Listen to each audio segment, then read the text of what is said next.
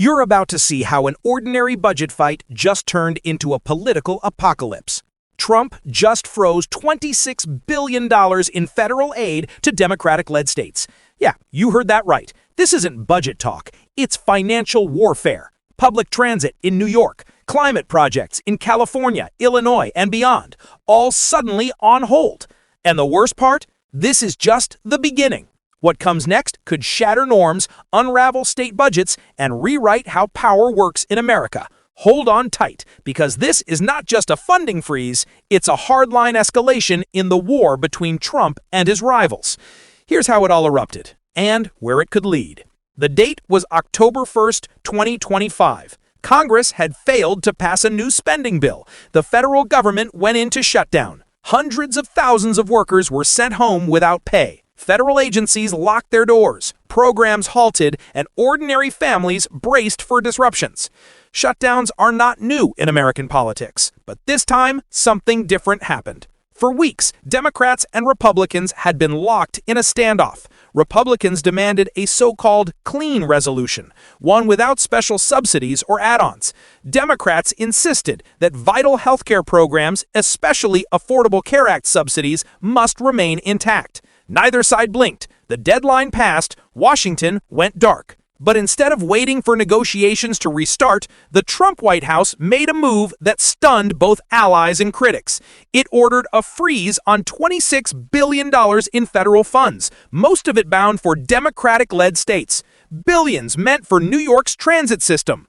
Billions for clean energy and climate projects in California, Illinois, and beyond. With one directive, entire projects were stopped in their tracks. The political message was unmistakable. If Democrats wouldn't compromise, their states would pay the price.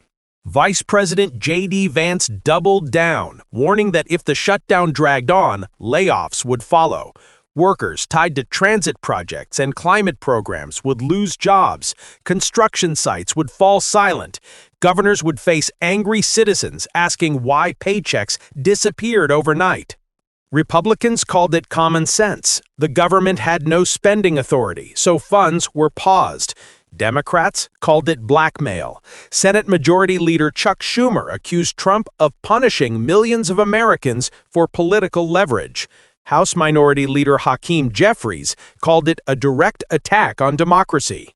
Governors of affected states threatened lawsuits, saying the executive branch had no authority to unilaterally withhold money that Congress had already approved. Legal scholars began pointing to the Impoundment Control Act, a law designed to prevent exactly this kind of maneuver. Meanwhile, media outlets splashed the story across every headline. White House freezes aid and shutdown slap. Trump turns shutdown into weapon. $26 billion in limbo. Behind the scenes, lawyers scrambled. State attorneys general began preparing filings. Transit agencies called emergency meetings. Environmental groups sounded alarms that critical climate deadlines would be missed.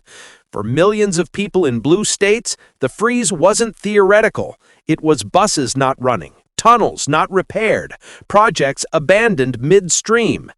Inside the Republican Party, tensions started to build. Some senators privately worried the freeze could backfire, alienating moderate voters in swing states. Others saw it as bold leadership, proof that Trump was willing to fight with every tool available. And then came the optics war. Trump's aides insisted the freeze was projects riddled with waste and woke priorities. They pointed to diversity, equity, and inclusion rules built into grant programs. They claimed the freeze was about cleaning house. Democrats countered that this was a smokescreen. The real reason was punishment for opposing the president. The shutdown had already thrown Washington into chaos, but with this freeze, chaos was exported nationwide. Transit riders in New York, construction workers in Chicago, energy contractors in California. The pain was no longer limited to federal employees. It spread to entire state economies. The question was no longer if the freeze was legal. The question became, how far would Trump go? Lawsuits were inevitable, but litigation takes time. And in politics, time is leverage. Every day projects stayed frozen, pressure mounted on Democrats to make a deal. Every headline about layoffs or stalled projects was another weapon in Trump's arsenal. By late evening, the battlefield was clear. Republicans framed it as fiscal responsibility. Democrats framed it as authoritarian overreach. The public was caught in the middle, and the stakes kept rising. Because here's the kicker. This wasn't just about today's $26 billion. The real fight was over whether any president could do this again, tomorrow, next year, or in every future shutdown. But here's the part nobody's talking about. What happens if this freeze actually survives court challenges? What if the executive branch just proved it could starve entire states into submission? What if the balance of power in America's budget system just shifted permanently? And what if the meltdown we're seeing now is only the beginning of a much bigger collapse? Stay with me, because that's where this story gets even darker. So, let's pick up right where we left off. What if this freeze isn't temporary? What if courts don't stop it, Congress doesn't reverse it, and states are left stranded? That's the nightmare scenario hanging over this shutdown, and it's not just speculation, it's already unfolding in real time. Think about precedent. Back in the 1970s, Richard Nixon tried to impound federal funds. He wanted to block spending that Congress had already approved. Congress fought back, and in 1974, it passed the Impoundment Control Act, designed specifically to stop the White House from playing budget king. That law was supposed to be airtight. Presidents couldn't just say, "I don't like this program, so I'm not sending the money."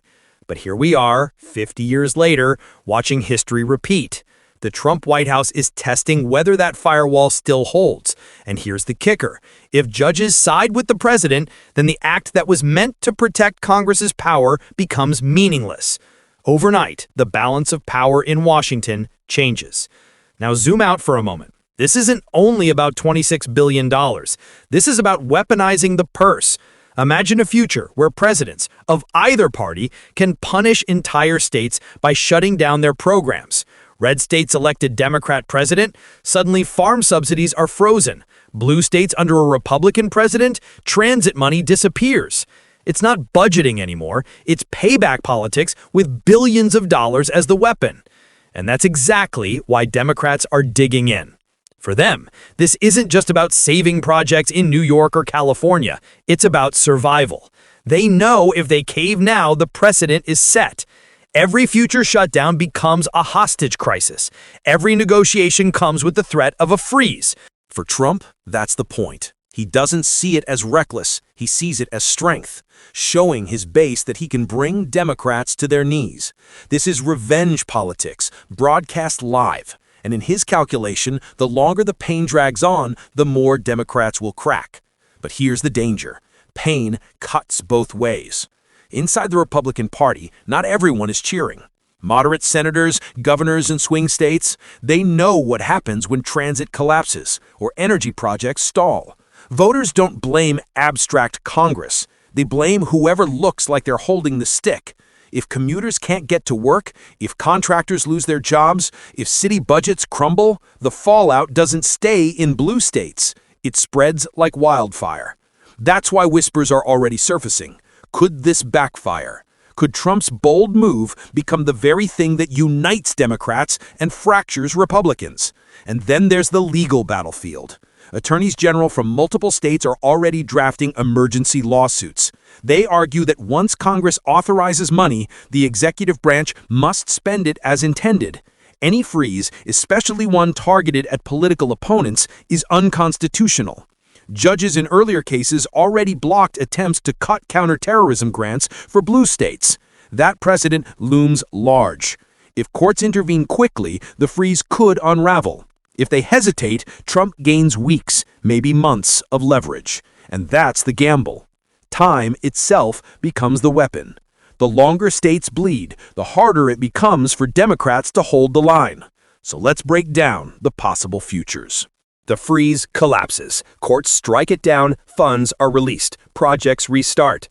Trump claims he exposed the waste, but Democrats breathe easier. In this case, the White House overreached and the system pushed back. But politically, Trump still cashes in on the chaos he created. He'll say, "I fought them and only activist judges stopped me." Scenario 2. The freeze partially survives. Judges block some orders but allow others. Billions remain in limbo. Blue states limp along, unable to restart projects. Services collapse unevenly. The chaos continues. This is the most likely outcome, messy, drawn out, leaving both sides wounded. Scenario 3. The freeze holds completely. Courts decline to intervene. Congress can't override a veto. The executive's power expands overnight. Trump sets a precedent. Presidents can freeze billions whenever they want. That would be a constitutional earthquake. Congress's power of the purse would be reduced to a suggestion, not a command. Now picture the fallout in each case. In New York, transit systems already stretched to the breaking point grind down further. Projects like the Gateway Tunnel sit unfinished, costing billions in delays. Workers laid off, commuters furious. In California, clean energy deadlines slip by, costing years of progress. Contractors vanish, climate goals crumble. In Illinois and other states, city budgets crack open as federal funds vanish midstream. Governors scrambling, legislatures in panic, public services in collapse. And all of it playing out while the political blame game rages on screens nationwide. Republicans chanting, "We stop the waste." Democrats shouting, "This is authoritarian blackmail." Ordinary Americans watching their jobs disappear, wondering who to believe. The stakes stretch far beyond economics. This is about legitimacy. Failed. Again, the Senate just collapsed. If people believe the president can punish entire states with the stroke of a pen, faith in federalism itself begins to erode. States become hostages. Citizens stop seeing government as neutral and start seeing it as a weapon. And once that perception takes root, it doesn't go away. We've seen echoes of this before. McCarthy hearings in the 1950s, Nixon's abuses in the 1970s, Clinton's government shutdown battles in the 1990s. Each time the system bent but did not break. The question now, will it hold in 2025? Or is this the moment it finally snaps? And here's the most unsettling layer. For Trump, this isn't just about policy. It's about spectacle. The freeze is theater, a show of dominance for his base. Every lawsuit, every angry press conference from Democrats only feeds the narrative. Look how scared they are. Look how I control them. That's why this feels less like a shutdown fight and more like a stress test of American democracy itself. The rules of the game are being rewritten live in front of us. And if the freeze holds, the message is clear. Presidents can do whatever they want with the money, and no one can stop them. So what happens next? If lawsuits succeed, expect Democrats to claim victory and push for new guardrails. If they fail, expect a cascade of consequences, from mass protests to states trying to raise taxes to fill the hole. And if Trump gets away with this, expect future presidents, Republican or Democrat, to pick up the same weapon. Once a power is used, it's never forgotten. And that's why this isn't just a shutdown story, it's a warning.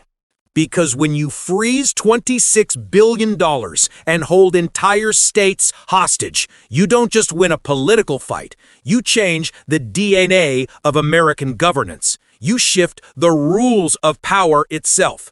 And the chaos doesn't stop when the money flows again. It lingers in trust lost, in jobs gone, in laws weakened. So now the question lands in your lap. Is this bold leadership, a president finally taking control of runaway spending? Or is this the most dangerous abuse of power since Watergate? If you were a worker in New York, suddenly told your project is gone, do you see this as reform or revenge?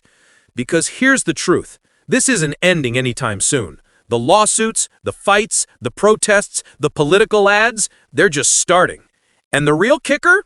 If $26 billion can be frozen today, what stops $50 billion tomorrow or $100 billion the next time? That's the cliff America now hangs over. So buckle up, because this story isn't closing, it's only opening. Like, share, subscribe, and trust me, the next chapter of this meltdown is already being written.